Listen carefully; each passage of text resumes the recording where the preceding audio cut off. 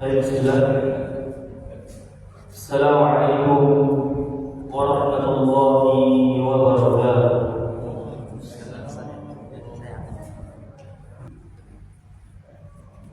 Hendaknya yang pertama kali terucap dari lisan-lisan kita adalah rasa syukur kepada Allah Rabbul Izzati wal Jalal atas segala nikmat yang telah diberikan kepada kita semua, terutama nikmat yang paling besar, yaitu nikmat iman dan nikmat Islam. Dan nikmat-nikmat yang lainnya yang begitu banyak telah Allah berikan kepada kita semua, sampai Allah menyebutkan di dalam Al-Quran kita tidak akan mampu menghitungnya. Wa in ta'uddu ni'matallahi la tuhsuha. Dan apabila kita menghitung nikmat Allah, maka kita tidak akan mampu.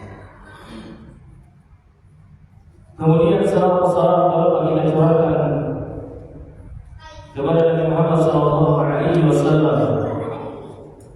kepada para keluarganya, kepada para sahabatnya, kepada para tabi'in wa tabi'in, dan juga kepada para pengikut yang setia hingga akhir zaman. Jamaah masih Indonesia yang dimuliakan Allah Rabbul Izzati wal Jalal. Alhamdulillah, pada malam Jumat ini kita kembali melanjutkan kajian rutin pembahasan kitab Fiqh Al-Wajiz, yang mana pada pertemuan sebelumnya kita sudah sampai kepada syarat sahnya salat, yang mana saya menjelaskan ada 6 syarat sah salat. Yang pertama, al-ilmu bi dukhulil waqt, yaitu mengetahui masuknya waktu salat. Kemudian yang kedua, at-taharatu minan hadatsain, suci dari 2 hadas, hadas kecil dan hadas besar. Kemudian yang ketiga, taharatu thawbi wal badani wal makani alladhi yusalla fihi, mensucikan baju atau pakaian, badan dan tempat yang akan digunakan untuk salat. Kemudian yang keempat, satrul aurat, yaitu menutup aurat. Dan yang kelima, istiqbalul qiblah, menghadap ke arah kiblat. Dan yang terakhir, an-niyah, yaitu niat. Baik jemaah sekalian, a'azzani Allah wa iyyakum, kita akan lanjutkan pembahasan dalam Fiqh Al-Wajiz, yaitu sifat shalah, tata cara salat.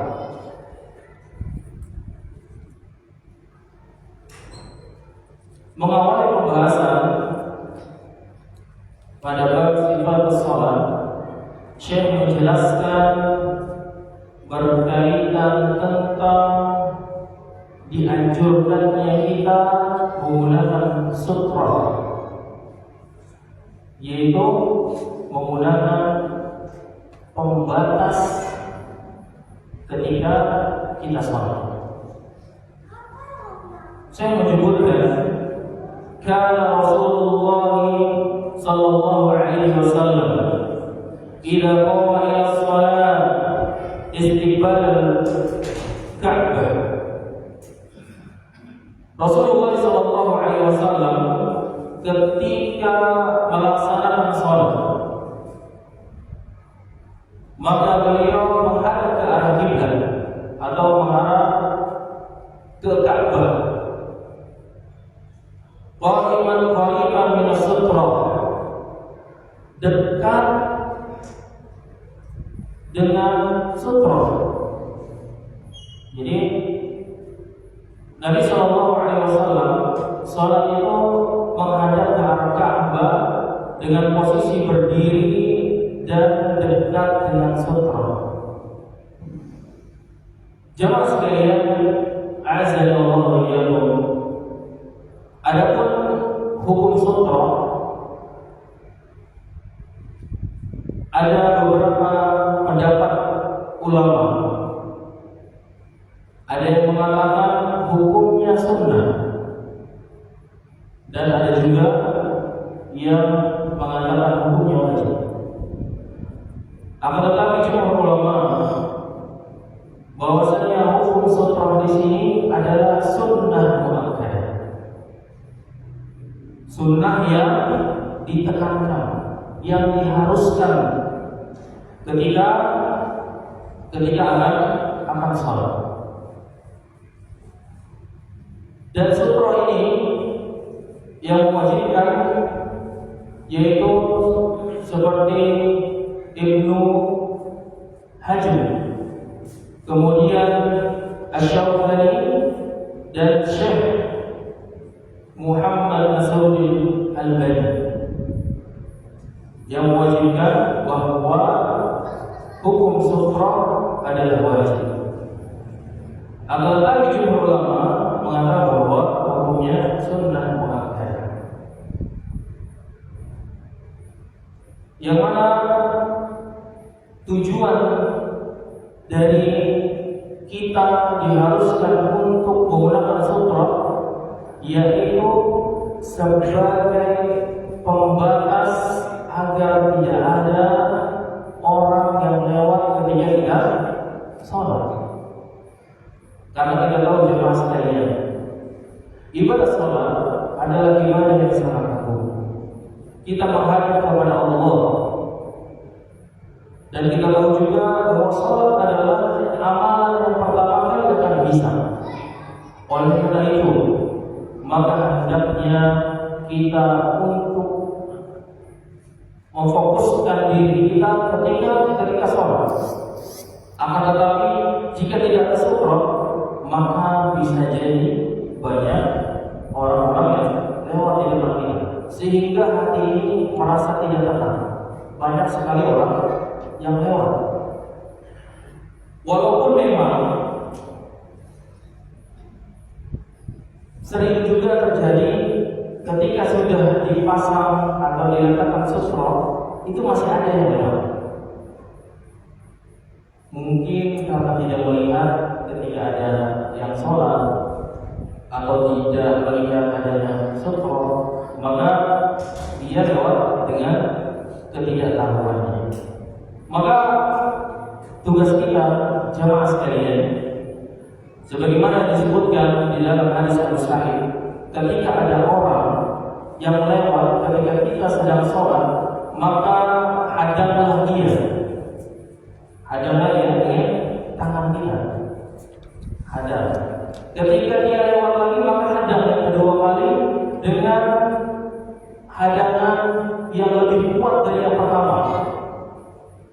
Ketika yang pertama dia masih bisa menghindar, kemudian kali lain lewat lagi, lebih kencang hadangannya, lebih kuat.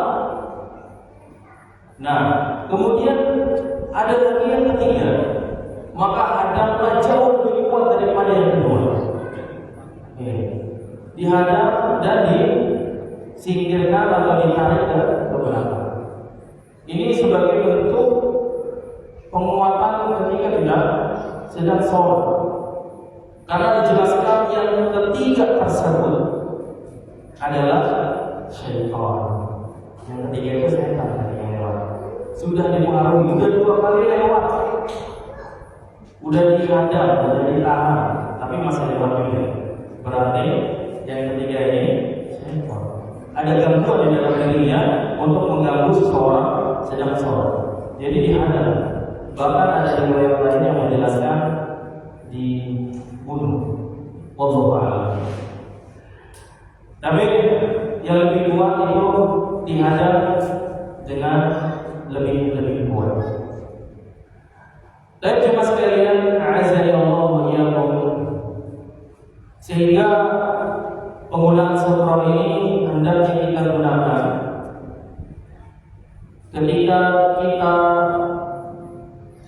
baik sholat sendirian ataupun sedang berjamaah.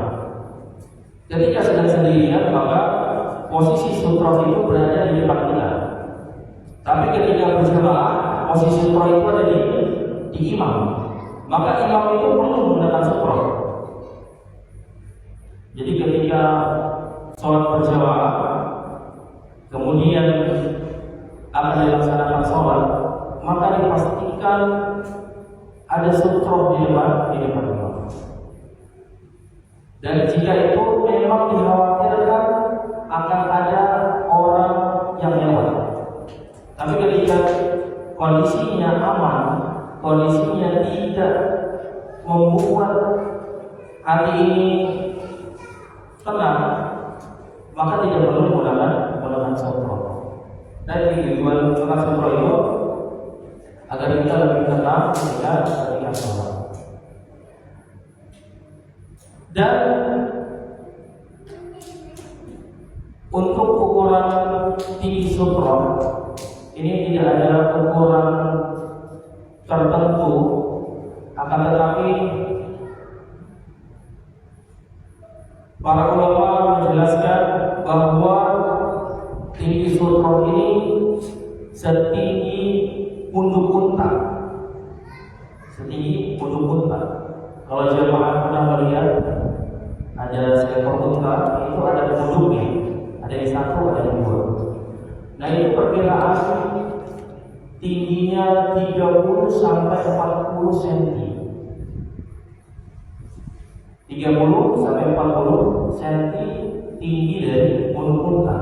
Maka sutroh yang kita gunakan juga kurang lebih 30 sampai 40 cm. Yang sekarang ada di masjid, kita lihat itu sudah memenuhi standar, kurang lebih 30 cm sampai 45. Jadi tidak bisa menggunakan handphone misalnya. Handphone dijadikan sutroh, nggak bisa. Karena ada tinggi yang memang harus dipenuhi. Atau menggunakan tasnya ditidurkan, tidak didirikan. Kalau didirikan masih bisa 30 cm atau 45 cm. Atau menggunakan yang lainnya, bisa tiang, bisa punggung jamaah yang ada di depannya, tembok, meja, atau ketika kita sholat di luar bisa menggunakan pohon. Jadi di depannya menggunakan pohon untuk sebagai sutroh. Tapi jemaah sekalian, a'azzani Allah wa iyyakum, untuk sutroh ini kita sebagai kaum muslimin tidak ada tujuan untuk menyembah benda tersebut. Hanya sebagai batasan saja. Mungkin ada segelintir orang yang berpikir bahwa ketika ada benda di depannya sama saja seperti kita menyembah kepada benda tersebut. Ada tas, berarti nyembah tas. Ada tembok, berarti nyembah tembok. Karena mereka belum paham dengan penggunaan sutroh atau pembalasan. Maka berbeda dengan agama Syiah. Mungkin jamaah pernah melihat mereka ketika sholat itu membawa tanah yang sudah dibentuk, ya. Yang mana tanah itu diambil dari tanah Karbala, tanah yang bekas wafatnya Husain. Yang mereka mempercayai bahwa tanah itu tanah yang suci, sehingga digunakan juga untuk sholat. Dan bukan diletakkan di depannya, akan tetapi digunakan sebagai alas sujud mereka. Jadi betul-betul ditempelkan ke kening mereka, ke